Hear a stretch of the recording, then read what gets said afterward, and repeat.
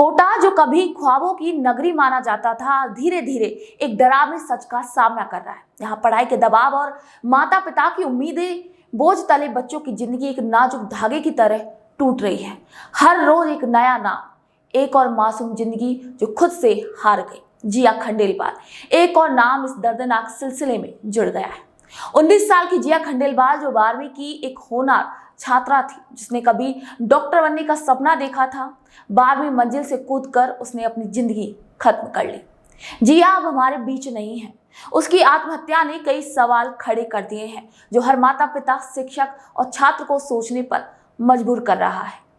जिया को उसके पिता मौसी के घर छोड़कर गए थे, लेकिन वह सीधा ऊपर की मंजिल पर चली गई। एक ऐसा कदम जो हमें झकझोर कर रख देता है। 12वीं मंजिल से कूदने का उसका फैसला सिर्फ एक पल का नहीं था, ये उसकी मानसिक और भावनात्मक पीड़ा का नतीजा था।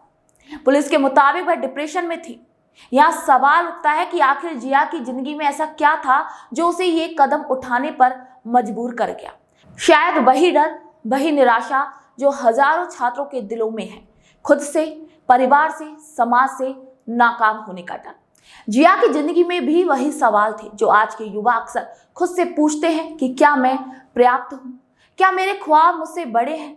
क्या मैं अपने माता पिता की उम्मीदों पर खरा उतर पाऊंगी?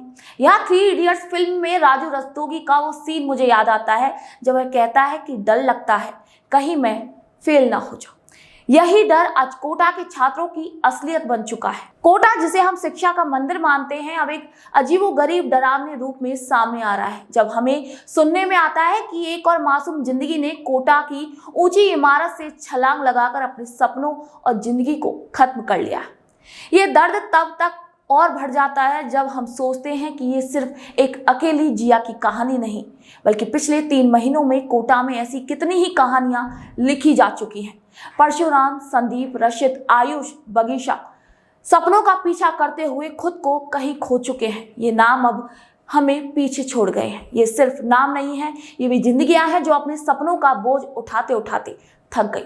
कभी ये सोचा है कि ये बच्चे कौन होते हैं? ये वही बच्चे हैं जो कोटा में हर साल कुछ बड़े सपने लेकर कुछ परिवारों की उम्मीदों को पूरा करने का दबाव लेकर आते हैं, लेकिन कोचिंग सेंटरों की रेस, परीक्षा के अंक और माता पिता की उम्मीदें, हर कदम पर बच्चों को लगा रहता है कि उन्हें दौड़ना ही है।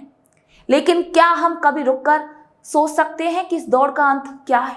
क्या हम अपने बच्चों को दौड़ते दौड़ते इस हद तक थका रहे हैं कि वे बीच रास्ते में ही हार मान रहे हैं? हर दिन का बढ़ता तनाव, पढ़ाई का बोझ और अनगिनत असफलताओं का डर, ये सब बच्चों के नाजुक दिलों पर इतना गहरा असर डाल रहे हैं कि वे इसे सहन नहीं कर पाते। 3 इडियट का एक और सीन मुझे याद आता है, जब वीरू साहस बुद्धे ये कहते हैं कि अगर तुम फेल हो गए तो घर वाले क्या कहेंगे, तुम फेल हो गए। ये वही सच है जिसे कोटा के बच्चे हर दिन जी रहे हैं। लेकिन सवाल ये है कि हम कब तक इन बच्चों की जिंदगी को सिर्फ अंकों और सफलता की मापदंड में ऐसे ही बांधते रहेंगे? कब तक हम इन मासूम बच्चों को अपने सपनों की बलि देने पर मजबूर करेंगे? जिया की आत्महत्या के बार बार फिर हमें इस सवाल का सामना करना होगा, क्या हम अपने बच्चों को सिर्फ डॉक्टर, इंजीनियर बनाने के लिए ही तैयार कर रहे हैं, या उन्हें एक खुशहाल इंसान बनाने का भी मौका दे रहे हैं? क्या हमारे बच्चों की जिंदगी का मतलब सिर्फ उनके अंकों और सफलता से है?